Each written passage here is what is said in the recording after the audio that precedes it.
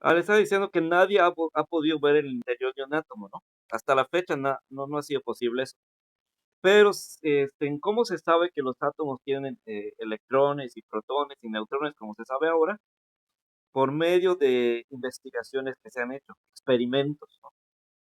Entonces, les había dicho que al principio solamente se le representaba al átomo como una esfera, ¿sí? Así como esta de color verde que vemos aquí, ¿no? Luego ya se descubrieron los protones, aquellos que tienen carga positiva, y se consideró que todo el resto del átomo tiene carga negativa, ¿sí? No, perdón, estoy mal, al revés. No estoy mal. Mejor dicho, se descubrieron los electrones. Sí, está mal. Se descubrieron los electrones, sí. De hecho, aquí tenemos que tienen signos de menos, ¿no? Y todo lo demás del átomo, toda la superficie, se puede decir así, del átomo, se creía que tenía carga positiva, ¿sí? Entonces se creía que el átomo era así, que todo lo que lo rodea tiene carga positiva. Pero si este es el átomo, se creía que todo esto tiene carga positiva y luego aquí pues hay unas esferitas que tienen carga negativa. A las, entonces ahí ya se descubrieron los electrones, ¿no? No los protones, había dicho, se descubrieron los protones, no, más bien se descubrieron los electrones. Y se creía que todo lo demás tiene carga positiva, ¿sí? Entonces es lo que se creía en ese tiempo. Se creía que todo el átomo tiene carga positiva y que hay unas esferitas a las que se les llamó electrones que tienen carga negativa. Entonces, eso es la segunda teoría. Y luego la tercera teoría ya pues se acerca un poco más a la que conocemos actualmente, que es que no, o sea, ya se descartó eso de que, de que todo el átomo, ¿no? O sea, toda la superficie, todo lo que rodea al átomo tiene carga positiva. Se descarta esto y entonces se agregan otras esferitas, vamos a decirlo así, ¿no? Otras pequeñas partículas a las que ahora ya se les llama protones, ¿no? Entonces, al principio se creía esto, ¿no? Que todo esto de verde, todo lo que rodea al átomo, tiene carga positiva y que y que están los electrones, ¿no? Ahí, alrededor de todo eso. Eso es lo que se creía. Pero ya luego se descubrió que no es así, que más bien eh, no todo el átomo tiene carga positiva, sino que hay unas esferitas, unas pequeñas partículas que son las que tienen carga positiva y no todo el átomo, ¿no? Como se creía aquí, como creía creo que era Thomson. Déjenme recordar quiénes fueron los que crearon esas teorías, que me fueron ahorita. Era, a ver, me acuerdo de sus apellidos, pero no me acuerdo de sus nombres. A ver, déjenme recordar esto.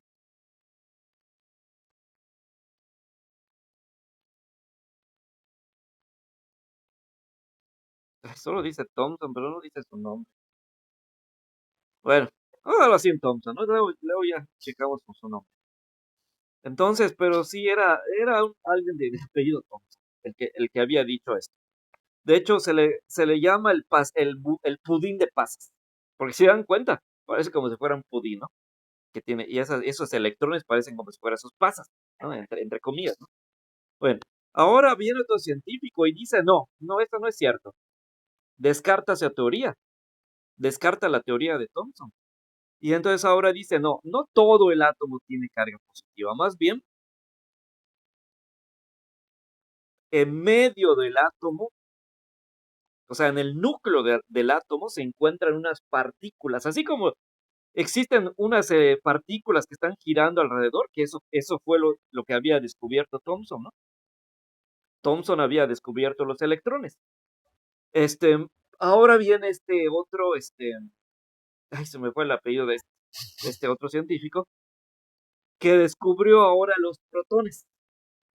Entonces él dice, no, no es cierto que todo el átomo tiene carga positiva. Más bien, acá en el centro, o sea, el átomo tiene un centro, o sea, un núcleo.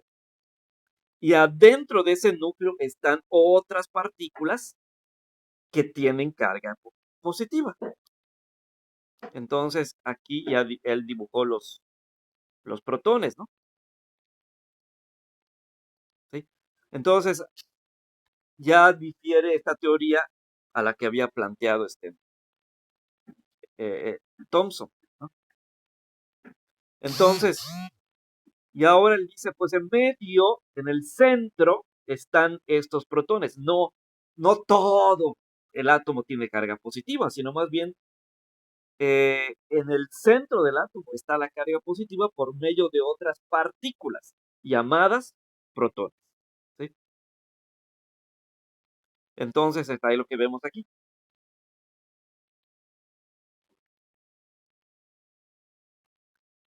Y esas bolitas rojitas vendrían siendo los neutrones, ¿no?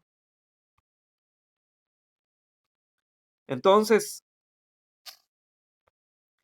entonces ahí ya se encuentran en el centro, en el núcleo, se encuentran los protones y se encuentran los neutrones.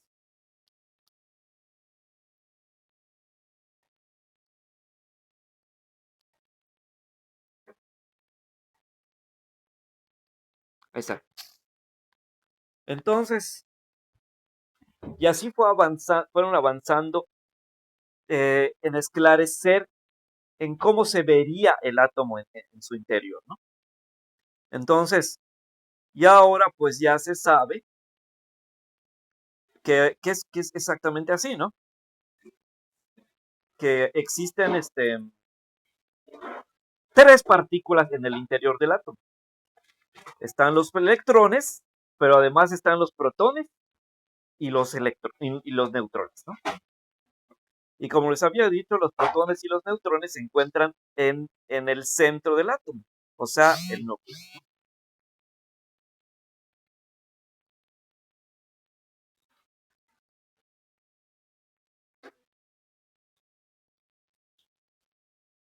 Ándale, Rutherford es el que había dicho esto. A ver, ándale, Rutherford. Ándale, y de Bohr. Luego de Bohr es el que se acerca un poco más a lo que conocemos actualmente.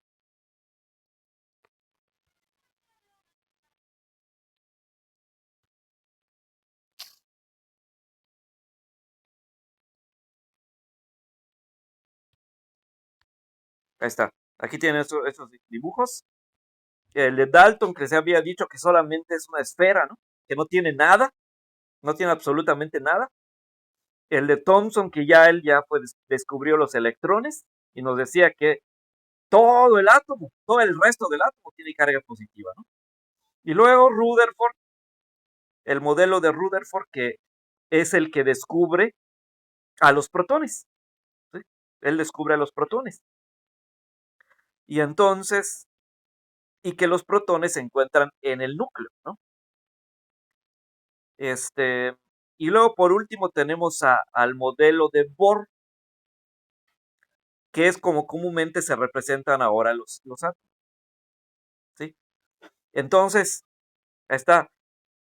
Esos son los más conocidos. Bueno, tenemos uno más por aquí, pero los más conocidos son estos cuatro, ¿sí? Y pues el último, pues es el como que mayormente se representa actualmente, ¿no? Ahí está. Entonces,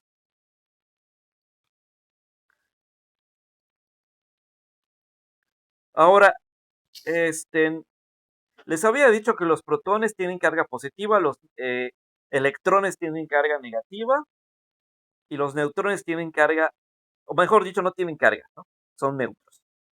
Ahora, los electrones, ya les dije más o menos, ¿no? ¿Qué es lo que hacen?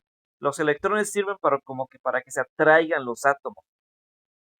Porque, por ejemplo, Como les había comentado, un átomo podría perder a alguno de sus electrones y estos pasarse a otro átomo, ¿no? Y luego el átomo que los reciba, pues va a tener más electrones y el que los perdió, pues va a tener menos electrones. Y entonces así se hace la carga positiva y la carga negativa. Y por lo tanto, de esa forma ya se van atrayendo los átomos, ¿no? Ahora, los neutrones, ¿para qué servirán? Bueno, los neutrones sirven para estabilizar al átomo. Por ejemplo, vamos a ver el simulador que les había mostrado la vez pasada. Y fíjense qué pasa si agregamos demasiados neutrones. Por ejemplo, vamos a agregar.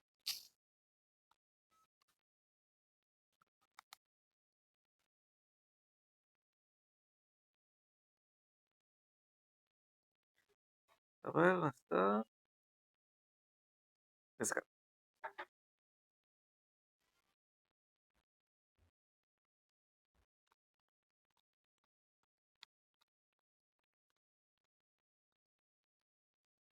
Aquí donde dice juega con este simulador, ahí lo pueden encontrar. El mismo que les mostré la clase pasada. Entonces aquí podemos ver acá al átomo. Ahí está. Entonces vamos a agregar, por ejemplo, un protón.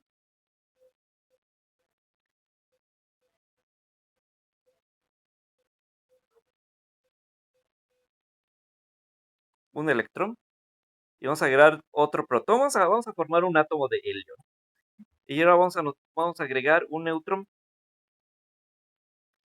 Y agregamos otro neutrón, otro neutrón, otro neutrón.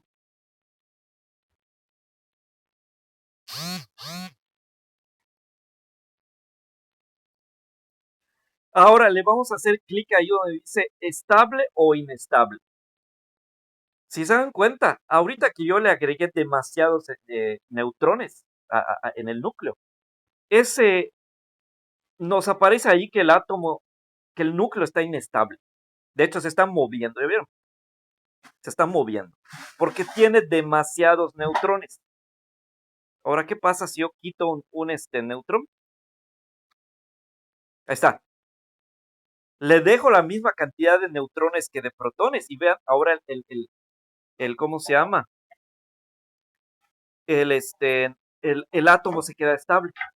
Pero cuando tiene más cantidad de neutrones, se queda inestable, el núcleo se queda inestable. Y mientras más eh, neutrones le agrego, perdón, más inestable se vuelve el núcleo.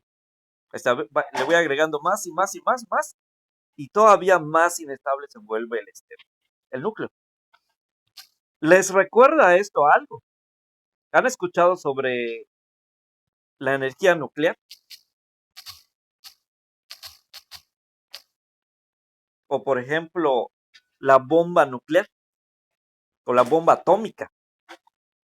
¿Han escuchado sobre eso? Pues precisamente de esta forma se crea. Lo que hacen los científicos es dejar inestable al núcleo de un átomo, ¿sí? Y entonces van haciendo que vaya quedando muy, muy inestable. ¿Y qué creen que pase? ¿Qué creen que pase cuando el átomo se vuelve muy inestable? Se empieza a mover y mover y mover a tal grado que después se divide, se llega a dividir el núcleo. Entonces vamos a poner así.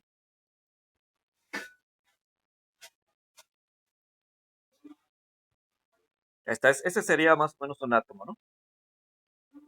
Ahí. Entonces aquí vamos a ponerle su núcleo. Vamos a ponerle de anaranjado los protones y de gris los neutrones. Y aquí vamos a poner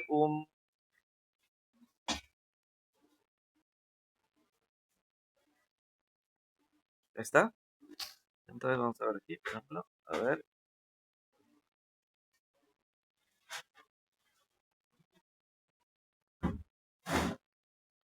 Ahí está. Vamos a formar un helio, ¿no? Vamos a formar un helio. Un helio neutro. Entonces, así, aquí quedaría. Ahí está, esos serían los electrones, ¿no? Los de azul serían los electrones y los de naranja serían los protones. Y los de gris serían los neutrones. Sí. Ahí está. Entonces, aquí vemos que tenemos la misma cantidad de todo, ¿no? La misma cantidad de protones, la misma cantidad de electrones y la misma cantidad de neutrones. Ahora, ¿qué pasa si yo le quito un protón? No, perdón, no protón, electrón. O sea, se le quita, ¿no? Se le llega a quitar un electrón, pues obviamente ahorita el átomo deja de ser neutro y se vuelve positivo porque va a tener más protones que neutrones, ¿sí? Entonces ahora se convierte en un átomo positivo. Ahora, ¿qué pasa si yo le agrego un neutrón? Bueno, así como estaba antes, con la misma cantidad de protones que de neutrones, el núcleo estaba estable. Pero si yo le agrego un neutrón más, ahora el núcleo se va a volver inestable, ¿sí? Y si le agrego más y más y más neutrones, el núcleo se va a volver todavía más inestable. Entonces le agrego uno más, y uno más, y uno más, y uno más, y este núcleo se va a volver inestable, a tal grado que podría explotar, podría causar o sea, podría haber acumulamiento de energía y explotar. Y entonces se podría dividir este núcleo, ¿sí? Entonces,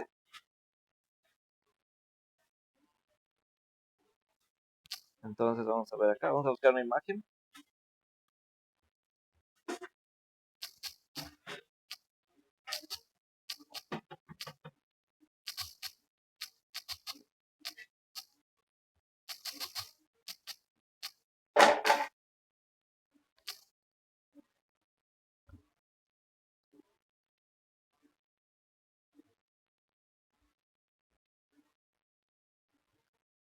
Eh,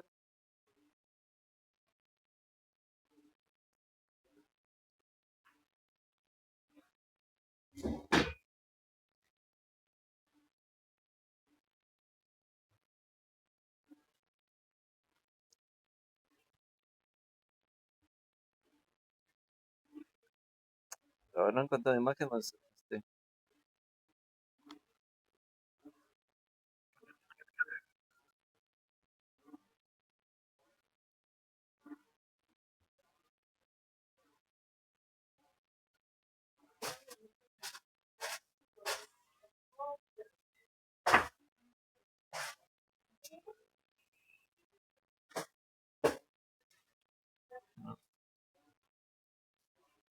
bueno, podría ser este. Ándale, podría ser este de aquí. Sí, está bien.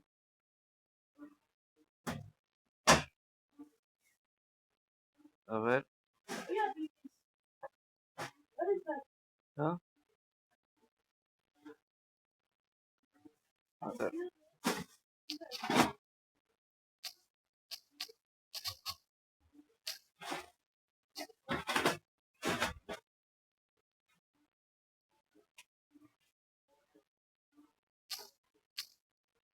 Fusión y fisión nuclear. A ver.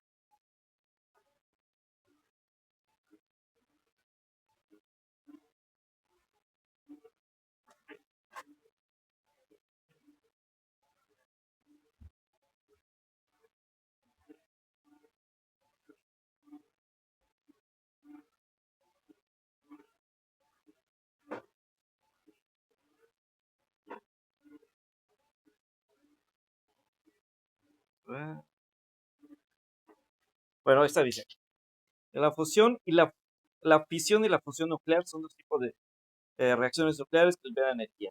La fisión implica la división de un núcleo pesado en núcleos más pequeños.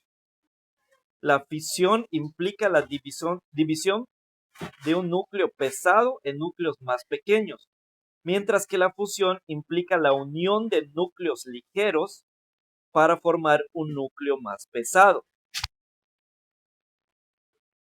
Vamos a poner acá.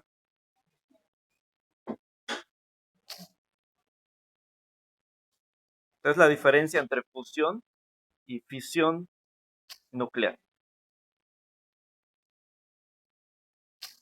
¿No?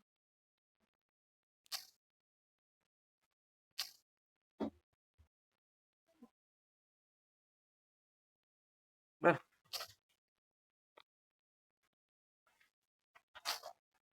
ahí está. La diferencia entre fusión y fisión nuclear. En la fisión, un núcleo que es pesado se divide en núcleos más pequeños. Y en la fusión sucede al revés. Núcleos ligeros se unen para formar un núcleo más pesado.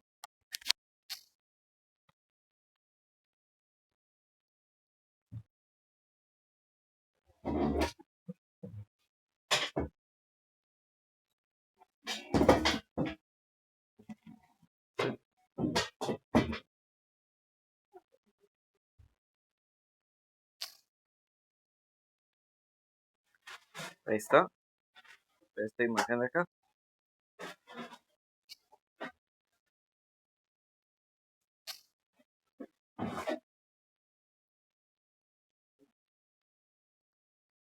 Ahí está.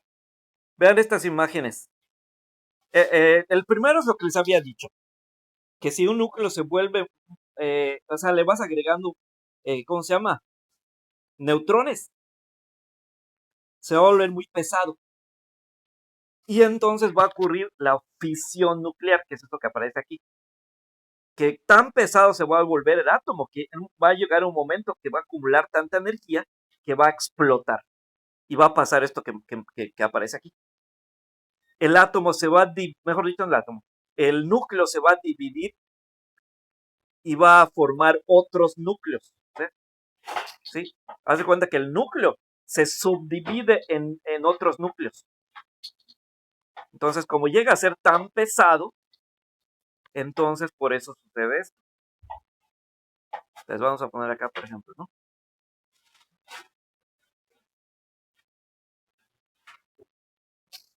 Ay, borré el átomo que estaba haciendo. Vamos a volver a hacer el átomo que había hecho. Vamos a volver a hacer. Vamos a volver a hacer acá. El que estaba haciendo de helio. No sé por qué lo borré. Bueno, ahí está. Entonces habíamos dicho que esto va a ser la órbita. Y aquí vamos a poner los protones, ¿no? Los protones. Y aquí serían los neutrones. Y aquí serían los electrones, ¿no? Ahí está. Entonces había dicho que aquí tenemos un átomo, primero que nada neutro, ¿no? El átomo es neutro. El núcleo también es neutro. Bueno, ahora, ¿qué pasa si yo le quito un electrón? Pues el átomo se va a volver positivo, ¿no? Eso les había comentado. Porque va a tener más protones que electrones. Entonces, si yo le quito este de azul, si yo le quito esta esferita azul, ahora el átomo solamente va a tener un electrón, ya no dos. Y va a tener dos protones, por lo tanto va a tener más protones que electrones. Entonces va a ser un átomo positivo, ¿no? Ahora, ¿qué pasa si yo le agrego neutrones en el núcleo? Lo que les había comentado hace rato. Se va el núcleo se va a volver inestable. Si yo le voy agregando acá hay protones, no protones, neutrones, el átomo se va a volver inestable. O sea, se va a quedar más pesado. Se va a quedar más pesado y por lo tanto se va a quedar inestable. Entonces, al agregarle demasiados neutrones, estoy haciendo que el átomo se quede, no el átomo, el núcleo del átomo se quede pesado, ¿sí? Entonces va a llegar un momento en que ya no va a resistir la masa de y entonces va a explotar. Y al explotar, entonces va a ocurrir lo que se le conoce como la fisión nuclear. Fisión nuclear. Y entonces el núcleo de este átomo se va a dividir en otros. O sea, va a ocurrir así descarga de energía aquí. Hagan cuenta que de amarillo viene siendo como la energía, ¿no? Que se está descargando. Y como resultado, este núcleo se va a dividir en diferentes núcleos. ¿Sí? Eso va a pasar. El núcleo va a quedar dividido.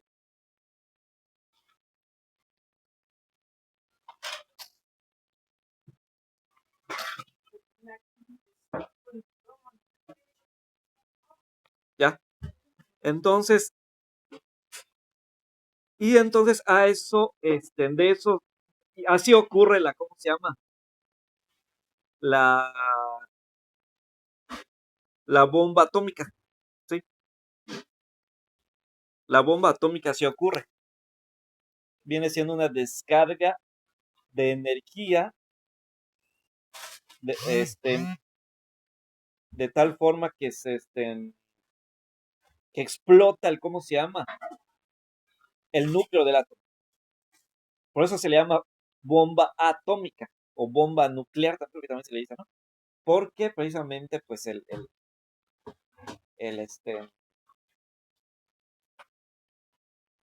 o bueno, está derivado también con la energía nuclear. Entonces, porque precisamente el núcleo del átomo es el que descarga energía y como resultado, pues, ocurre una explosión, ¿no?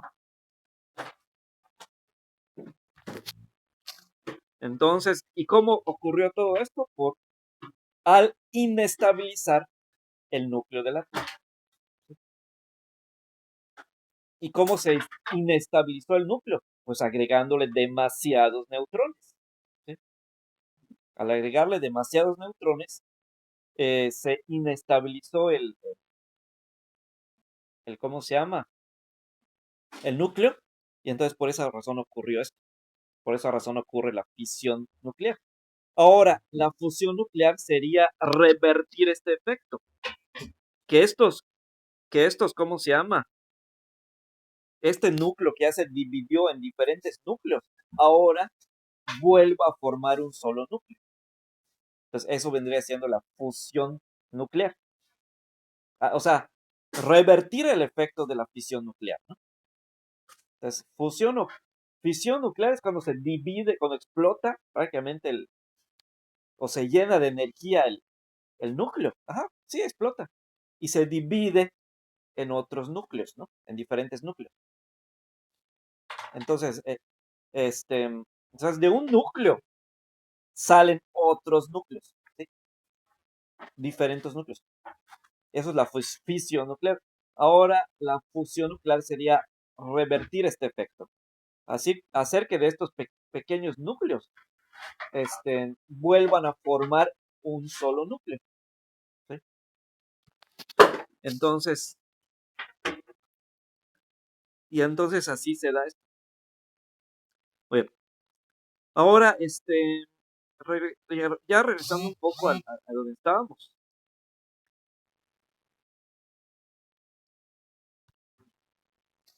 Regresando un poco en donde estábamos. Les había dicho, bueno, fíjense bien. Si les había dicho que cuando los átomos se juntan, forman moléculas, ¿no? Por ejemplo, les había dicho aquí cuando se juntan, por ejemplo, dos átomos de hidrógeno y un átomo de oxígeno, forman una partícula de agua, o sea, una molécula de agua. Entonces, al juntarse dos átomos de hidrógeno y uno de oxígeno, forman una molécula de agua. ¿Sí? Entonces, y a esto es lo que les decía, que se le conoce el famoso H2O, ¿no? Entonces, que viene siendo, pues esto, ¿no?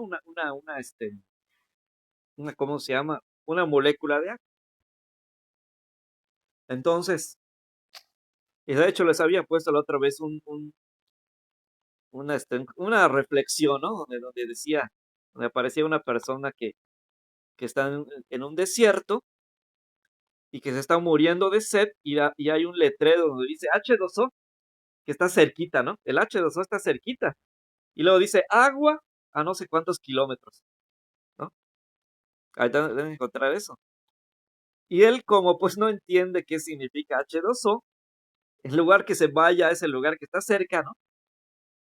Se va al lugar donde está lejos, cuando realmente podría encontrar el agua cerquita, ¿no? Entonces, ay, déjame recordar dónde estaba. Creo que se los había enviado por aquí. Era como una reflexión, ¿no? ¿Por qué es importante? ¿Para qué nos sirve el estudio, no? Entonces, esta persona, pues como no sabe qué significa H2O, entonces, o sea, él necesita agua porque está deshidratado, ¿no? Pero pues no entiende qué significa H2O, entonces por esa razón, en lugar de irse a ese lugar cercano, pues dice H2O, ¿qué es eso, no? O sea, ¿no?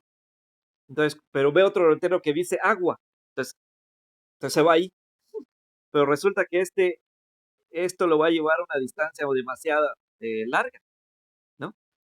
Y aquí donde dice, perdón, H2O, pues la distancia es corta, está cerquita. Y pues es lo mismo, ¿no? O sea, a fin de cuentas H2O es agua, ¿no? Entonces, pero pues él como no sabe qué significa, se va a donde está lejos. Entonces,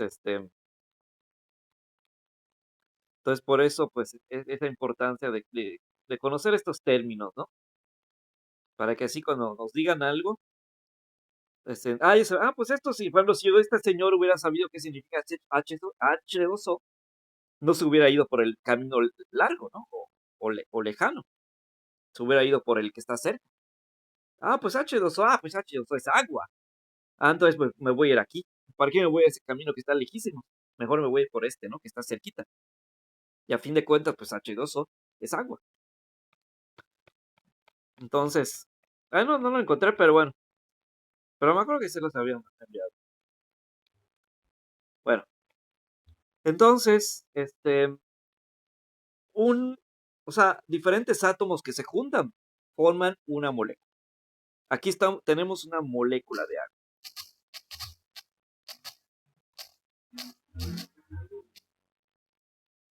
Entonces, ahora, y les había dicho que no es lo mismo un elemento que un compuesto. Un elemento es solamente, por ejemplo, si decimos hidrógeno, vendría siendo un elemento, ¿sí? Ahora, si decimos, por ejemplo, agua, o como se le conoce científicamente, a ver, déjame recordar cómo se le conocía científicamente al agua. No me acuerdo. Vamos a recordar. Nombre científico del agua. Se me olvidó ahorita.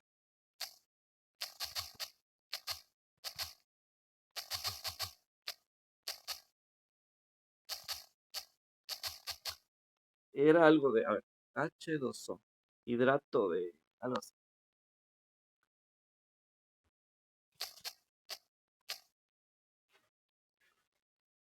Sí, pero tiene un nombre. A ver, dice oxidano. Oxidano. Entonces, el nombre científico del agua es oxidano. O sea, así se lee. Eso que dice H2O, científicamente se lee como oxidano. Entonces, cuando escuchan eso, oxidano se refiere al agua. ¿Sí? Entonces, científicamente al agua le conocemos como H2O o U oxidano, ¿no? O sea, si nosotros leemos esto, o sea, nosotros decimos H2O, pero al leer esto, es que todo esto tiene un nombre. Por ejemplo, si nosotros escribimos esto, como les había puesto la vez pasada, ¿no? HCl. O sea, no vamos a decir HCl. Tiene una forma de leerse. Entonces, esto se lee ácido clorhídrico, ¿no? Así se lee. O sea, tiene una forma de leerse. No lo vamos a decir HCl, no. Vamos a decirle cómo se lee, cómo se interpreta. Se interpreta como ácido clorhídrico. Lo mismo pasa con esto. Sí, nosotros decimos H2O, ¿no? Pero tiene una forma de interpretarse. Se interpreta oxidado. Entonces, ¿ya? Entonces, aquí tenemos una molécula de oxidano, o sea, de agua.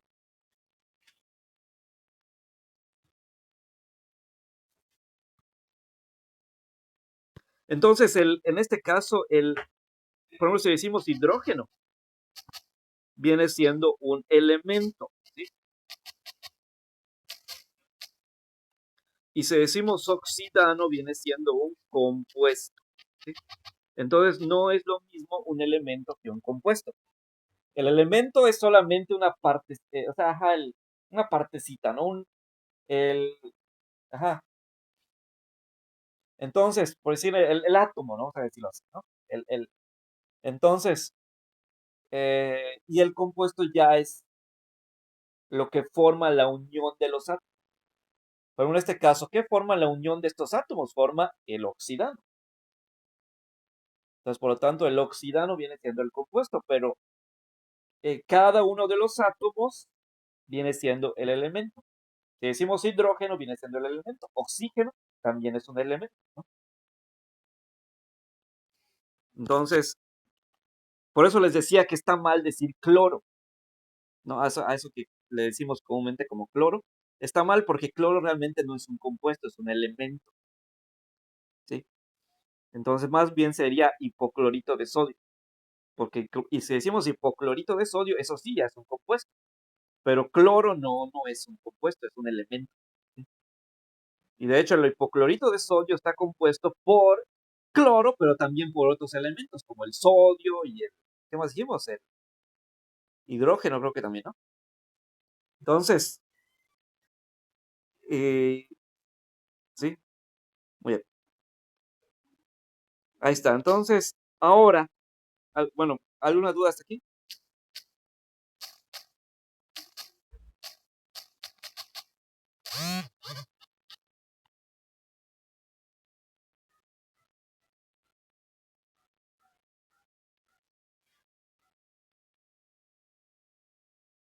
¿Hasta aquí alguien tiene dudas?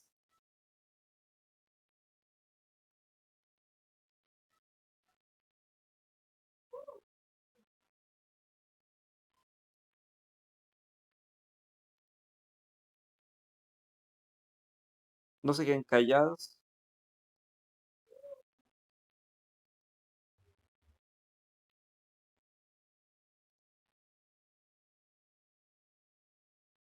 Sí, se entendió todo lo que... Sí.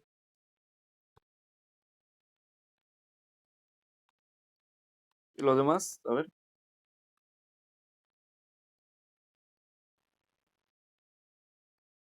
¿Para qué van a entender?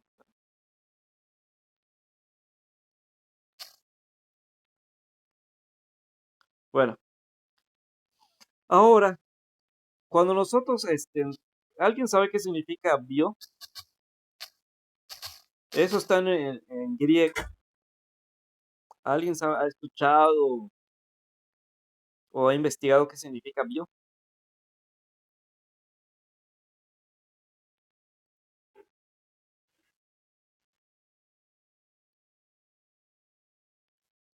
Por ejemplo, si decimos biología,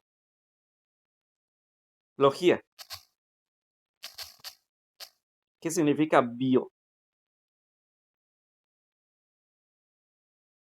¿Alguien lo sabe?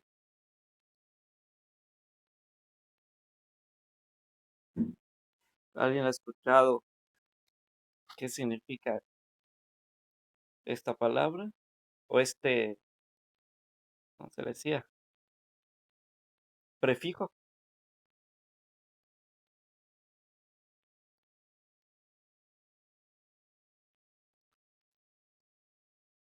biología. Por ejemplo, biografía. O sea, encontramos en diferentes palabras este sufijo. No, perdón, sufijo, prefijo. En otro está en biografía, por ejemplo, también aparece bio. En muchas palabras aparece este prefijo bio. ¿Alguien sabe qué significa?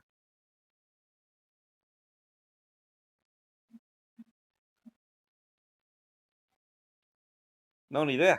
Bueno, eso es una expresión griega, ¿sí? Está en idioma griego y significa vida, ¿sí? Entonces, en griego significa vida, ¿sí?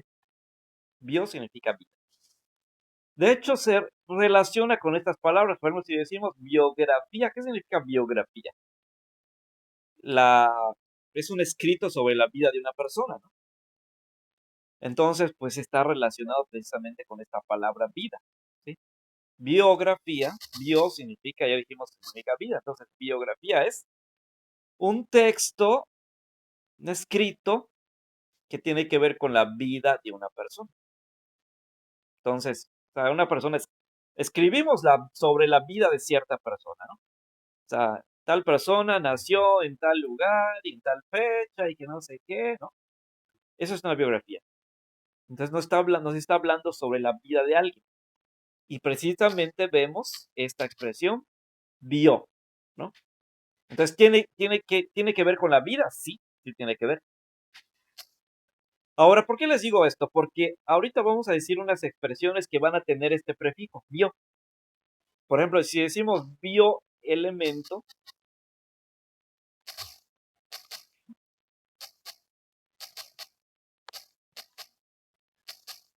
y si decimos biomolécula, ¿se dan cuenta? Encontramos esta expresión bio. ¿Y qué significará esto? Bueno, como les comenté, bio significa vida. Entonces, si decimos bioelemento, es algo que tenga que ver con un elemento que tiene que ver con la vida. Y la biomolécula, pues lo mismo, una molécula que tiene que ver o que está relacionada con la vida. Entonces, o sea, en otras palabras, los bioelementos son elementos químicos que permiten que exista la vida. Sin estos no existiría la vida. O sea, nada podría estar vivo sin estos elementos. Ni no habría animales, ni personas, ni plantas, nada. No existiría nada de esto. Entonces, por esa razón, por eso se le llama así. Por eso se les llama bioelementos, porque son elementos que permiten que exista la vida, que gracias a ellos puede existir la vida. Y estamos hablando de elementos como, por ejemplo, como el carbono, el oxígeno, el nitrógeno, y pues, bueno, hay varios más, pero vamos a mencionar estos.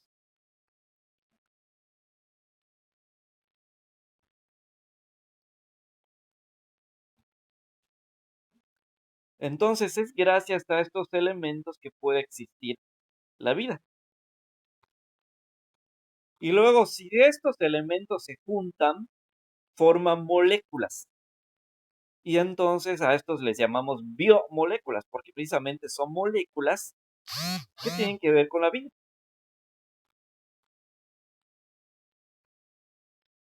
Ahí está, dice. Por ejemplo, acá dice, bioelementos. ¿Te has puesto a pensar si pudiéramos separar los elementos que componen nuestras moléculas? ¿Cuánto habría de cada uno? Hay unos 70 elementos presentes en la composición de todos los seres vivos. Se llaman elementos bioquímicos o bioelementos. Y aquí nos mencionan algunos. Por ejemplo, tenemos, por ejemplo, el carbono, que les mencioné, el hidrógeno, el oxígeno, el fósforo. Dice, por ejemplo, que el hidrógeno, el carbono, el hidrógeno y el oxígeno. Ustedes dirán, ¿qué tiene que ver con la vida? Bueno, dice que ayudan o contribuyen a los procesos eh, de los seres vivos, como por ejemplo la digestión. Es gracias a estos elementos químicos que se puede realizar la digestión. En el caso, por ejemplo, de el fósforo, también es un bioelemento. Dice que, por ejemplo, en funciones cerebrales, en algunas funciones cerebrales, se encuentra presente el fósforo. Entonces, gracias a este elemento químico llamado fósforo, es que el cerebro puede realizar algunas de sus funciones. Y si hablamos, por ejemplo, del oxígeno, pues es gracias al oxígeno que se puede realizar algunas funciones, por ejemplo, como la respiración. Si no existiera el oxígeno, no podríamos respirar.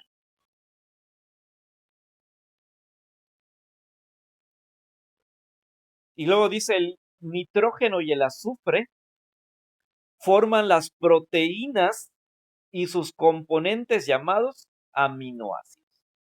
Entonces, ¿ya vieron? Entonces, estos elementos químicos son muy importantes para que pueda existir la vida. Entonces, hablamos, por ejemplo, del carbono, ¿qué otros mencionamos? El oxígeno, el nitrógeno, el fósforo, ¿qué más?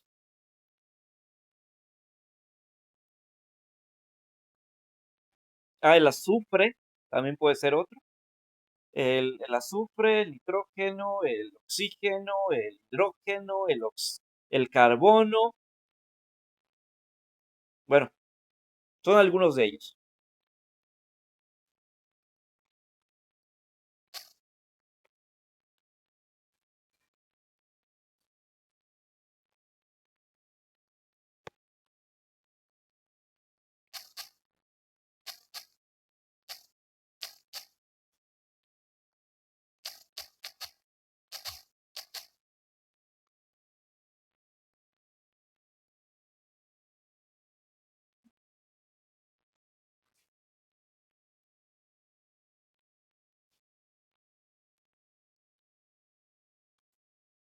Por ejemplo, fíjense, aquí tenemos una tabla donde nos mencionan algunos elementos que tenemos en nuestro cuerpo.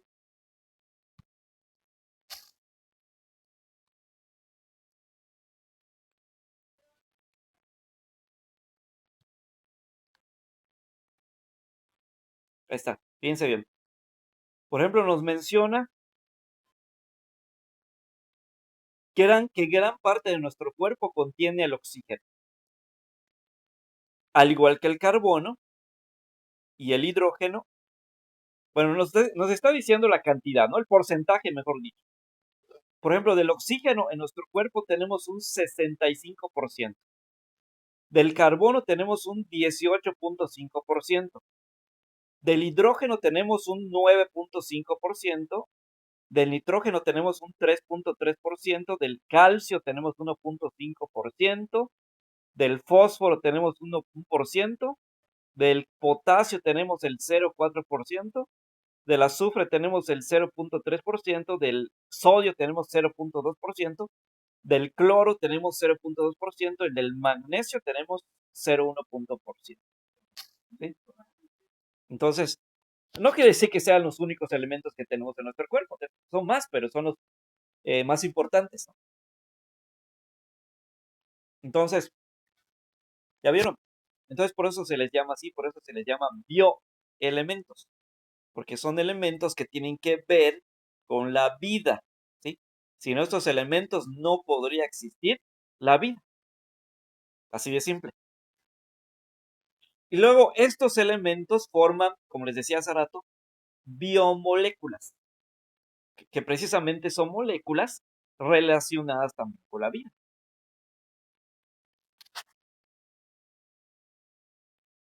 Entonces,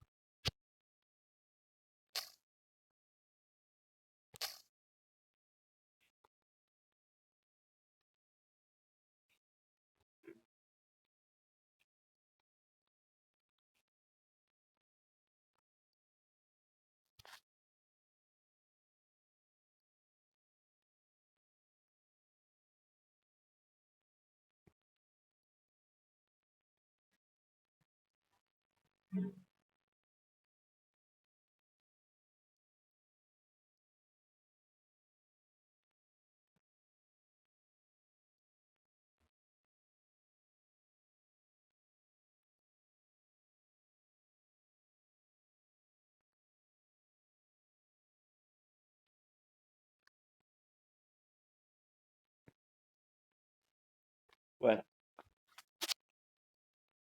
y entonces,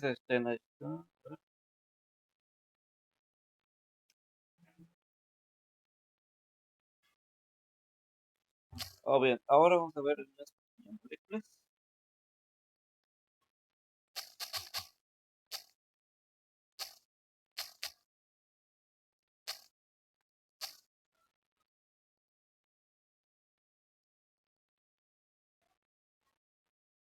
Muy bien, y ahora aquí nos mencionan algunas biomoléculas que tenemos, por ejemplo.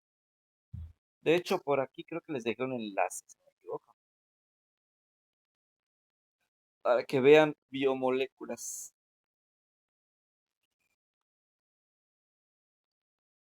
¿no? Vamos a ver si dejé ese enlace. Parece que sí lo dejé, pero no me acuerdo. Ahí está, sí se ve bien. Eh,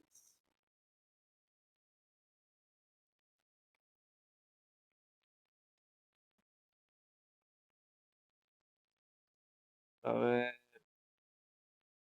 ahí está, dice.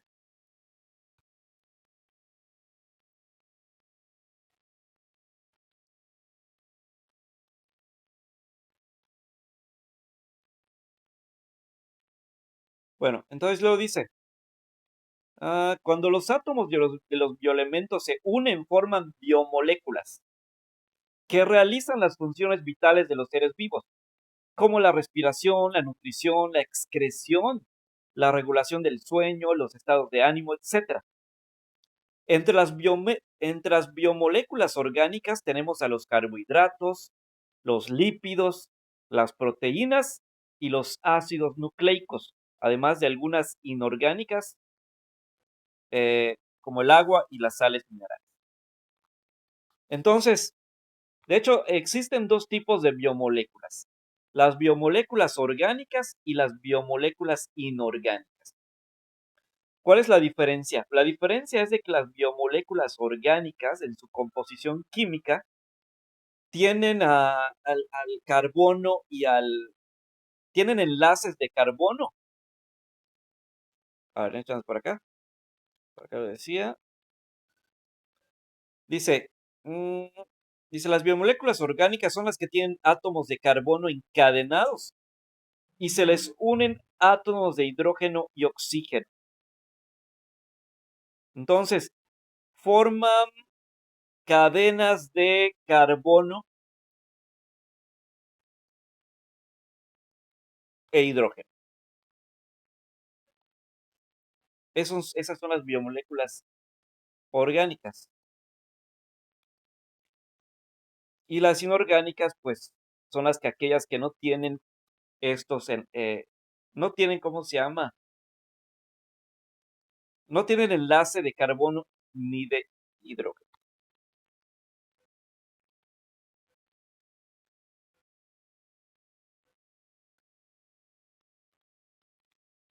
Ahora, aquí nos menciona, por ejemplo, las biomoléculas.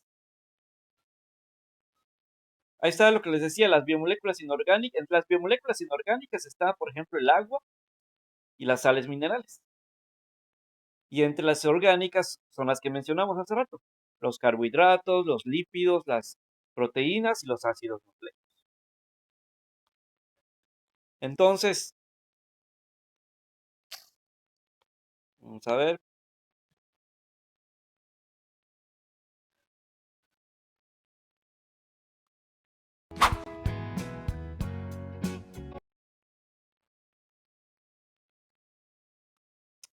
Ay, Dios.